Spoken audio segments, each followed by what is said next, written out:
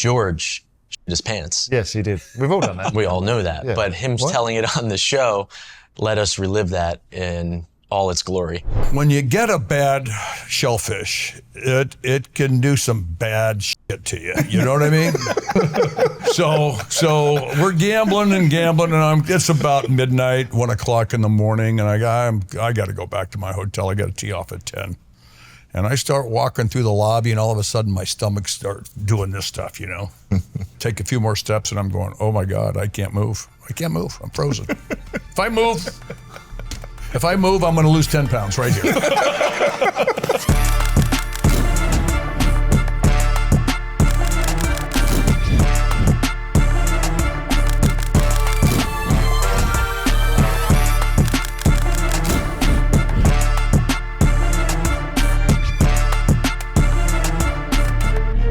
If nothing else comes of this, I want the younger generation to understand that your life doesn't end at 30. You can stop and start and restart this thing so many times. You don't have to know what you want to do at 16. You don't have to have a path at 22. You can pivot literally at any age of life. If something doesn't feel right, just find something that does. Who would have guessed at 17, we're going to tell, this guy is not only is going to come back, he's going to come back and have this career and impact these people and be this kind of teammate. People who coaches, players, teammates probably would have thought there's no way. I was a fabric salesman before I was a pharmaceutical rep before I was a baseball player. I've done everything you can do. Ask me some questions, man. Like, I'll give you whatever you need. You need me to come fix your house? I'll come fix your house. I was installing glass splashbacks for a while. I think everything that I've had to go throughout my life has got me to this spot, and I wouldn't change a thing. That's the crazy part. Your episode was awesome because I bet we all learned about all of the different lives. You had 9 lives. Sure. And Somebody wants to sell you a stereo? Right. Say yes. I'm in. Say yes. Buy it, man. Come on, Let's just get into a great story one day, 25 years later. It'd be awesome. Yeah. I go out one night like I did often back then. I'm at a place called Pyramids Nightclub on US 41. I'm having the time of my life. I had a few drinks, and a guy comes up to me that I'd seen a few times, and he's like, hey man, do you want to buy a stereo? I'm like, yeah, you know what? I don't own a car, but I'll buy a car stereo. That sounds like a good idea. So I get in his car. We drive back to my hotel. I leave him at the front. I go inside where I kept my signing bonus in a sock. I go inside, grab a couple $100 bills out, put the sock back in my room. I give it to him. I get the stereo. I put it in my hotel room, and I head back to Pyramids because I'm not missing the rest of this night. I'm still jamming, rocking away. I make my way back to the hotel, right? And there's police lights everywhere. I'm like, this isn't good. And I look up to my room, which is one of those hotels that faced out to the outside, and they're all around my room. There's people dusting for prints. I'm like, I just bought a stolen stereo.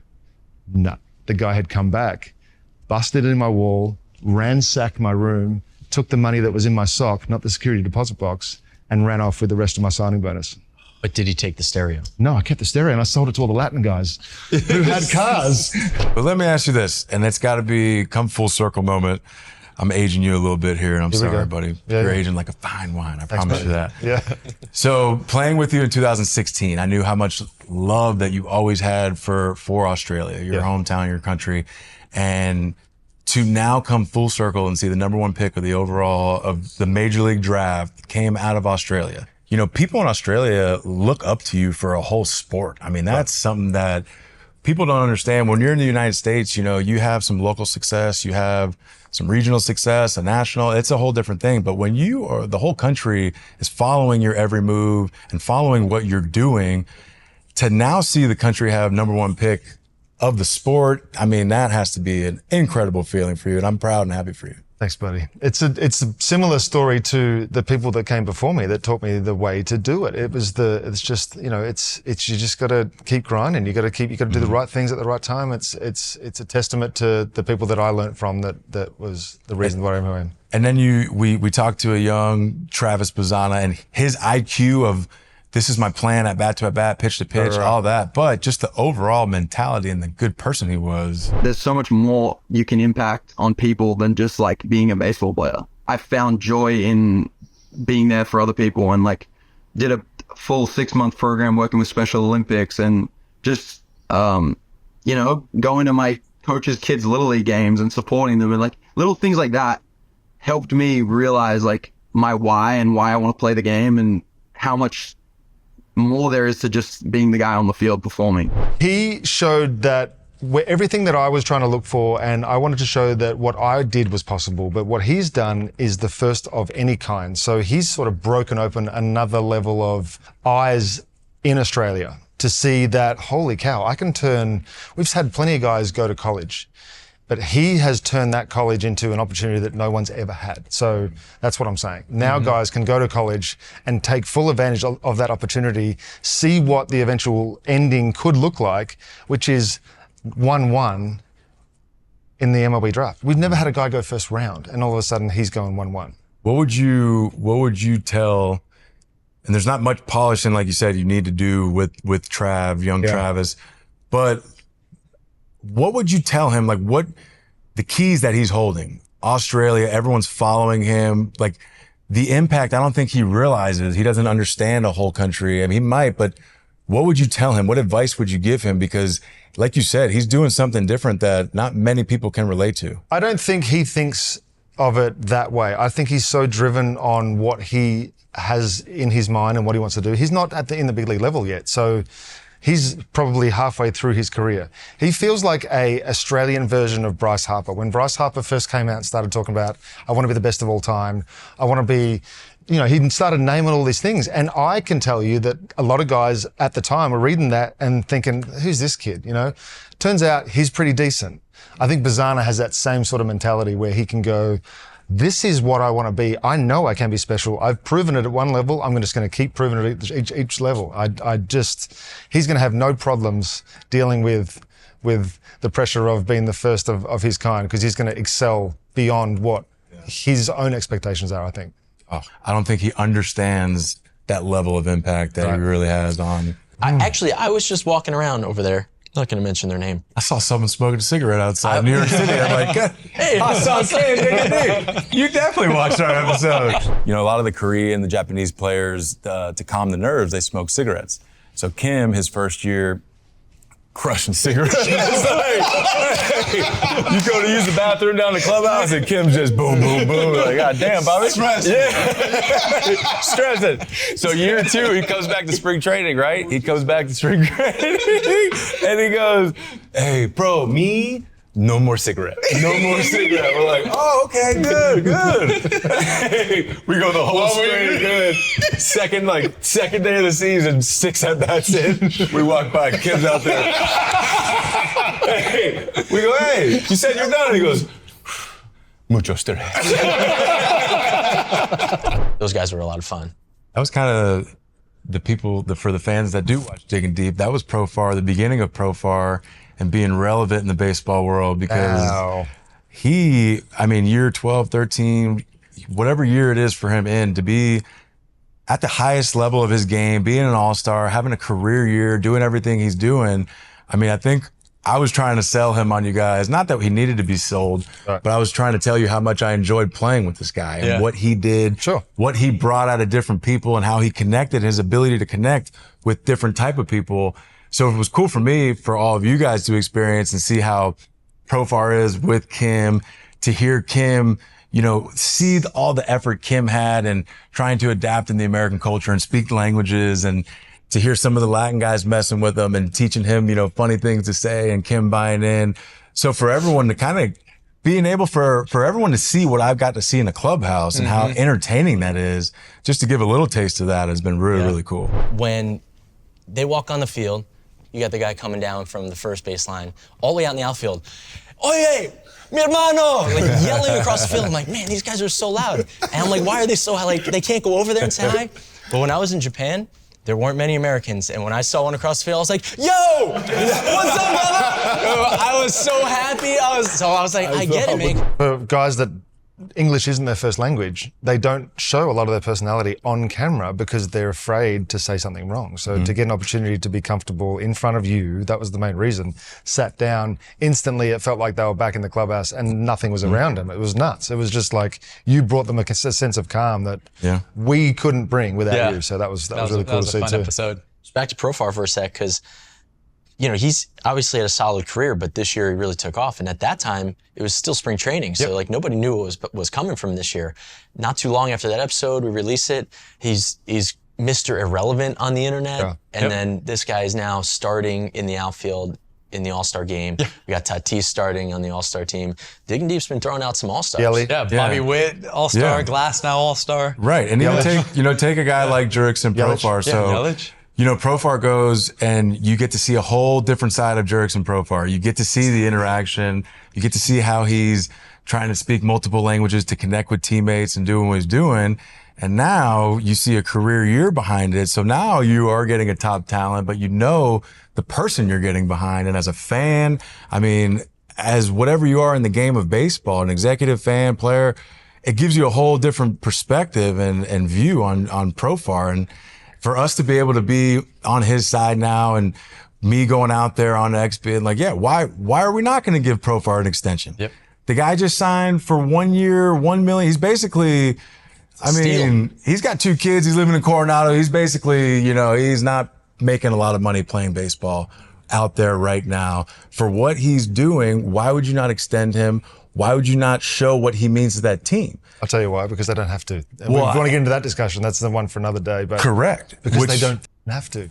And we don't have to do this, but we are, and we don't have to stick to a narrative, but we can point certain things out that we feel that haven't been pointed out. And I think as a player, you can't, because you don't want distractions. You don't want to cause distractions for your team, for your clubhouse.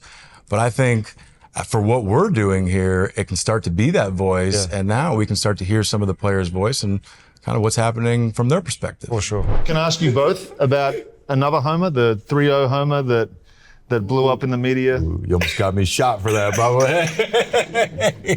I saw how that went down in the media, and knowing Eric, I was like, there's no way that's how it happened. We were up by 7, but we were like, we built that inning. Like, we were down like by 3. Yeah. And we just added like 3 more. So I'm not thinking like, oh, we're up by 7. No, I'm thinking like, let's just roll. I end up making the last out, shocker.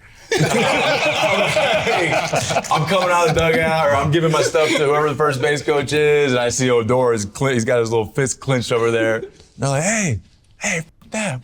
I'm like, hey, whoa. Like, anybody that came at Toddy on the field, you already know, Profar and me, we're the first ones that like, hey, we got this. You know what I mean? Like, I'll talk to him, relax. So we go back to the dugout, and we were all out of the game at this point, and it was me, you, and Wayne Kirby, the first base coach. And so Toddy's sitting there, and it's the most confused feeling ever, because he's like, dude, I should be so fired up right now. You had 2 homers that day. Yeah. 2. And it feels like everyone's mad at me right now, but I don't understand why everyone's mad. So me and Kirby are sitting there like, this is the part that we're talking about, like old school versus new school. And like, if they're gonna shift when we're up 8, what's the problem with swinging 3-0? Like, if we were shifting somebody and they dropped a bunt on us, are we gonna be mad? Like, how, we can't be mad at that. Because if he hits a line drive in the right field, out. Yeah, you're out, boom. Yes. Hey, I get back to my Twitter that night. Oh my God, Bobby. People were killing you. Killing me, man. I told this dude, hey, Bobby, the world loves you. It was great, that episode. I think Tatis dropped one of the most epic lines that we use quite a bit. Jungle. You need to be willing to go through that jungle. That's the first thing. Some people don't make it out alive. Some people end up with a podcast. I used to tell Toddy he was the king of the jungle. Yeah. Because that is a jungle out there, but he's the king. There wasn't anybody better than him. All-stars, influencers, media. Actors. Yeah, We another had fun moment for me, by the way. Just real quick. What's it from? Look, I know that worked so fucking well with Moose there. I really know that. But I had the most FOMO I've ever had in my life watching you guys go through Kansas City. I had a good time in Kansas City as a player. I know what the city's like. I know what Big Slick's like. But I knew I couldn't go. So I'm not blaming on anybody but myself, guys. I don't want you to feel any. But I missed that one. And Then won't miss another one. We needed you there. There were some good ones there. Yeah, he would have definitely added to it. That was the first time I've been back in. So when I got traded from San Diego to Boston, we were playing. Boston was playing the Royals, so I flew into Kansas City. It was kind of everything. There was a lot of moving parts going on, right? So I'm kind of in Kansas City for 2 days, trying to figure out where I'm going to live in Boston, trying to figure out where everything's happening. So I didn't really get time to catch up with people that I got to, have relationships with away from the field in Kansas City. So for us to go back there in May 2 different times was an absolute blast, but you're not missing the next one, buddy. No chance. We went out there, golfed at Gordo's, wherever the country club that Gordo took us. I mean, unbelievable to get all those guys back and just share one room with them and just enjoy those memories and talk about all the times we had in the clubhouse, in the hotel rooms after games, just talking about how bad we just played or something like that. Yeah. Those are, to get all those guys together and get to relive those moments is always priceless. George shit his pants. Yes, he did. We've all done that. We all know that. Yeah. But him telling it on the show let us relive that in all its glory. When you get a bad shellfish, it can do some bad shit to you. You know what I mean?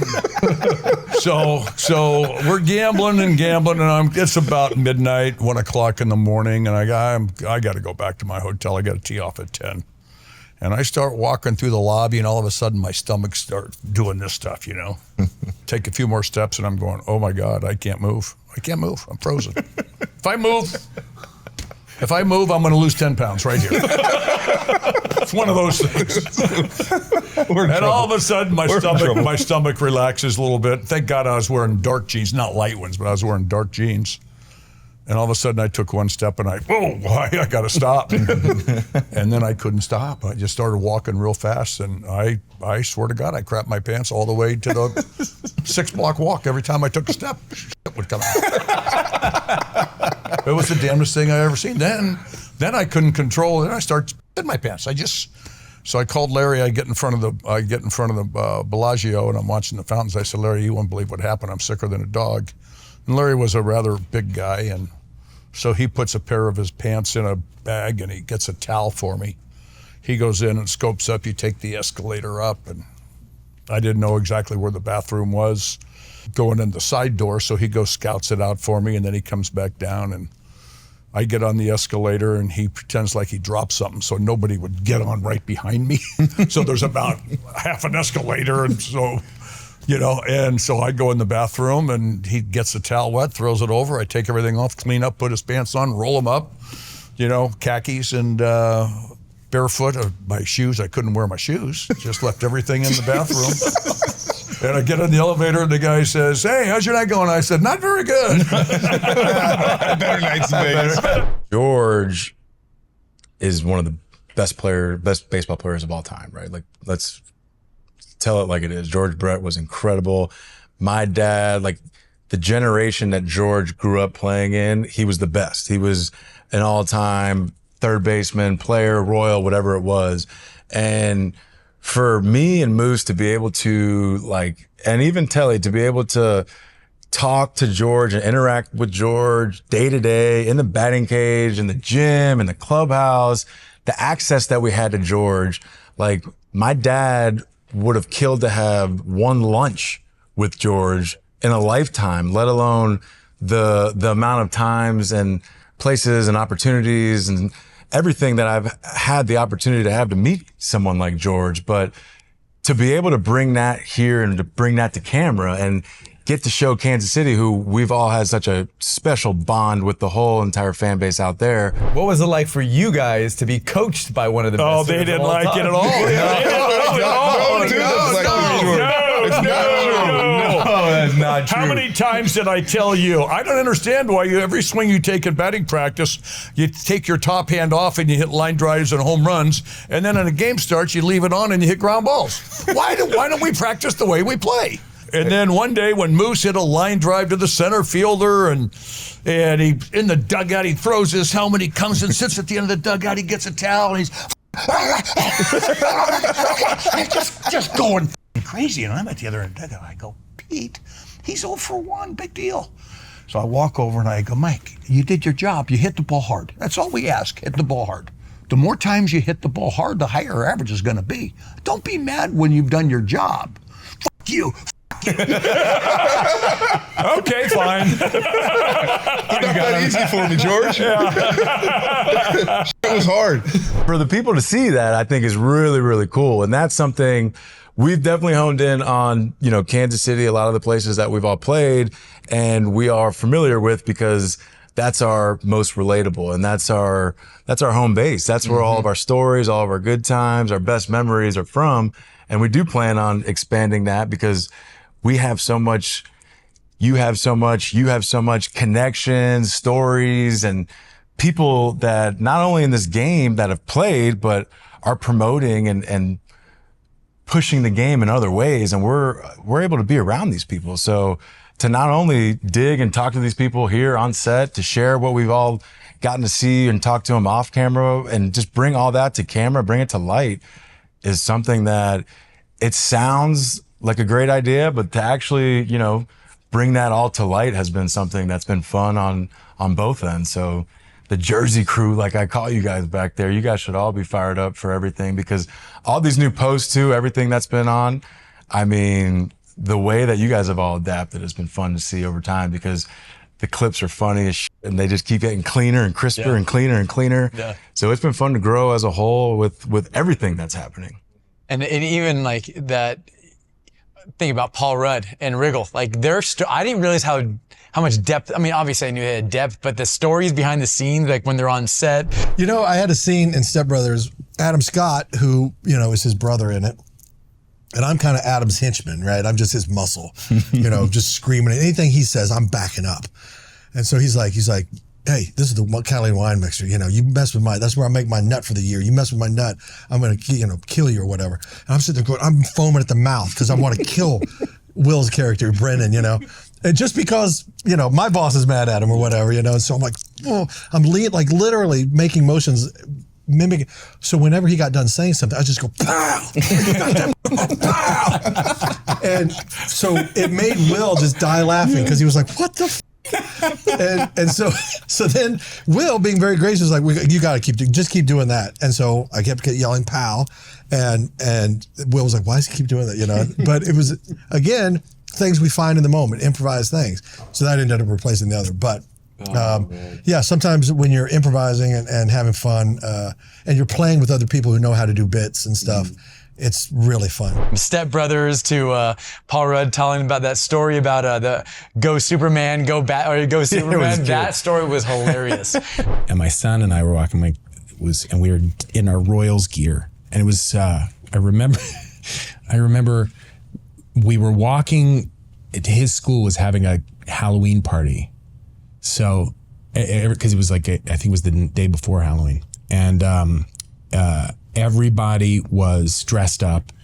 We're in our Royals gear because we're going to the game. And I just remember that there was a movie, Batman versus Superman was out at the time. We're walking down the street in New York, and this woman who was dressed as Batman, like, is walking past us. And my son, who's a little kid, she looks at us and she just goes, "Go Mets." And my son looks at her and says, "Go Superman." To see how much respect they have for you and Moose. And I'm still just the kid that's the fan. I can't believe that I get to, like, I know you guys. It blows my mind. They were so excited to be with you and Moose at the time. That was really cool. What is that like? What is that like for you? Like, you got guys that you probably looked up to. Now they're saying they're looking up to you. Didn't Riggle give you his Oprah moment?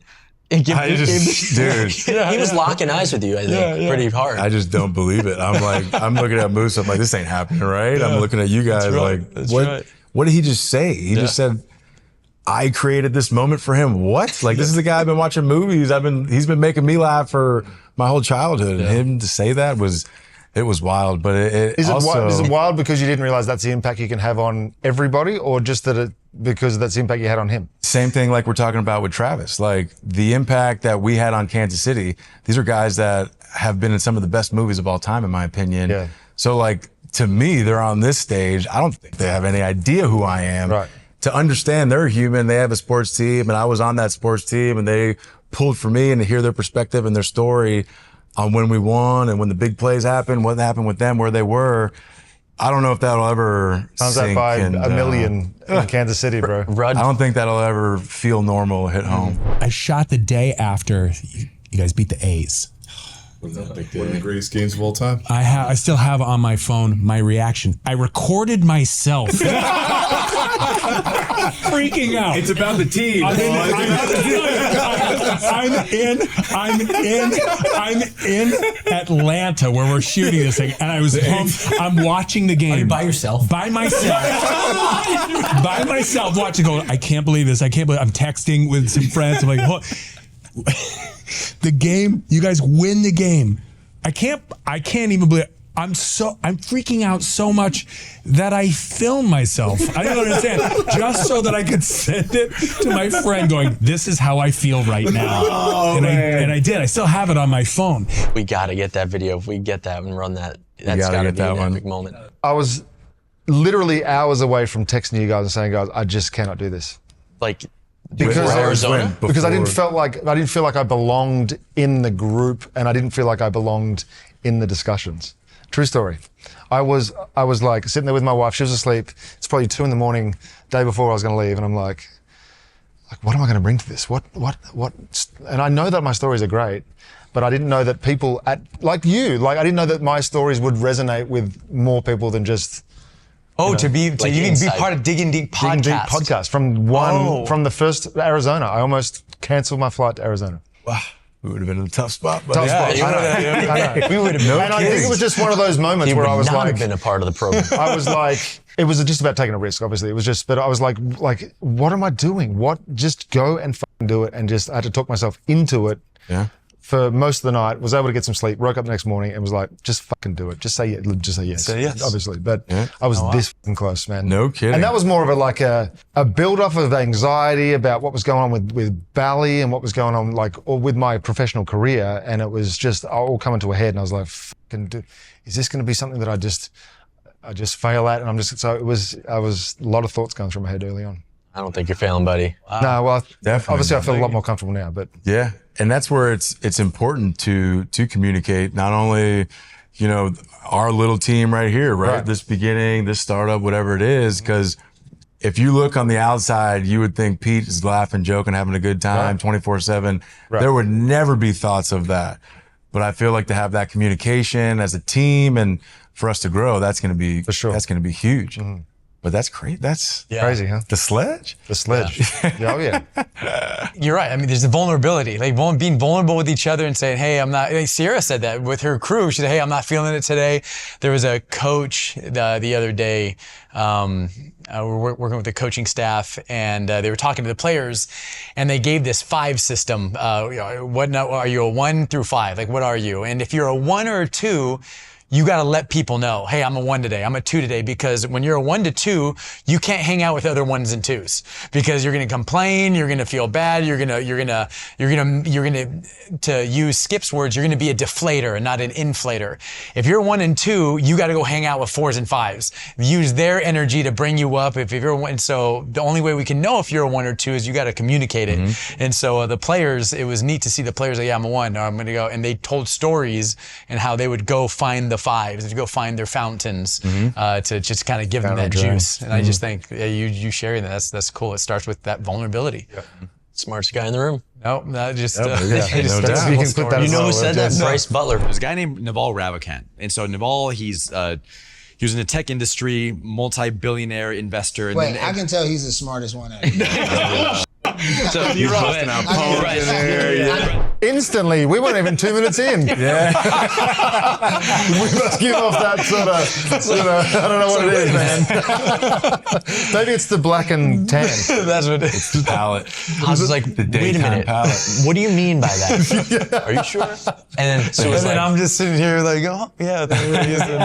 And I'm dead staring him. Did we lose connection? I'm glad I'm not on enough for you guys to rip on me for what I do on screen. What if we had to choose who we could actually have on the show? We've had a lot of great people, but who would you guys want to see on the show? Go. I would like to see Billy Wagner on the show. Billy Wagner, good call out. Thank you. Yeah. Yeah.